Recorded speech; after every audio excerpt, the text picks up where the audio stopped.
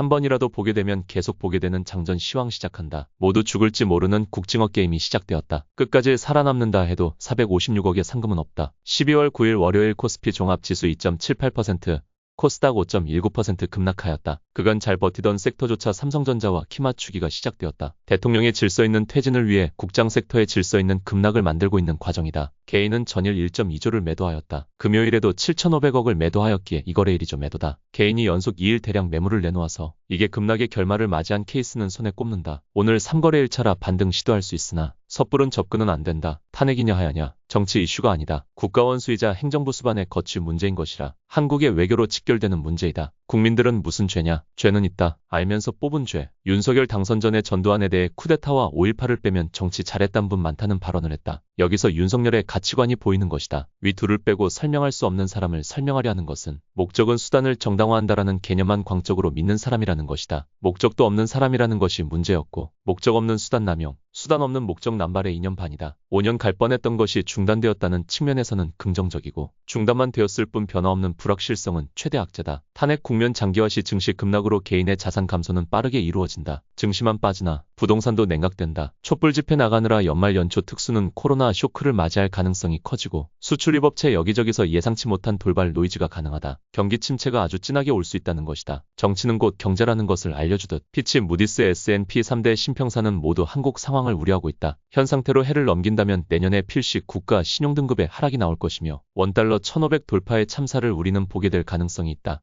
탄핵보다 체포가 빠를 수도 있다. 현직 대통령 체포라는 초유의 사태이나 이미 국방부 차관에 의해 국군 통수권을 상실했고 법무부는 윤석열의 출국을 금지했다. 외교적 권한이 상실되었다는 것과 같다. 윤석열은 탄핵당한 것이나 다름이 없으나 정치권의 시간 끌기만 지속하고 있을 뿐이다. 이거래일간 투매 후 갭상승. 아마도 탄핵 표결이 있는 토요일 전에 윤석열의 체포가 이루어질 가능성이 있다. 윤석열은 내란 외환의 죄가 아닌 경우에 불소추 특권을 가지고 있다. 평양 무인기 사건의 진실이 국지전 유발을 위한 것이라면 내란을 넘은 외환의 죄이다. 용서받을 수 없는 상황이라 곧 체포를 예상하나 체포되면 이와 관련한 해석론이 또 노이즈로 작용할 것이다. 선례가 없는 사안이기 때문이다. 코스닥 전년 대비 연중 27% 급락한 위치다. 코스피는 전년 대비 연중 11% 급락하였다. 환율은 전고점 돌파 직전이나 체포될 경우 불확실성 증폭이란 해석과 완화가 충돌할 수 있다. 체포된 것을 과연 유고로 보아서 직무를 정지시키고 권한대행 체제로 진행할 수 있는지 여부다. 개인적으로는 당연하다 생각되나 반대 해석이 등장할 수 있고 정치 논리로 진행될 것이다. 이보다 중요한 것이 12월 12일 선물 옵션 동시 만기 이후 외국인의 흐름이다. 개인은 지수의 방향을 정하지 못한다는 것이 그간 국장의 통계다. 최근 이거래일간 개인 매도로 지수가 붕괴되는 모습이 나왔으나 외인들이 하락을 허용한 것이지 개인 매도세에 밀린 것이 아니다. 체포 후 탄핵, 객관적 쇼크 상태기에 저점 매수 구간을 찾아봐야 할 것이나 이런 유형의 장은 분할 매수보다 추격 매수가 맞지만 체포 가능성이 형성되었기에 오늘 1차 진입 후 분위기를 봐도 될 것이다. 추격 매수를 해도 전일 손절한 위치가 코스닥 마이너스 2% 정도였기에 전혀 무리가 없는 상황이다. 테마도 볼 예정이다. 윤석열 구속 시 이재명의 시간이다. 이재명 관련주는 단기 과열 상태에 이르렀기에 이제부터는 당일 단타 정도만 이용할 것이나 쉽게 죽지는 않으리라고 보이고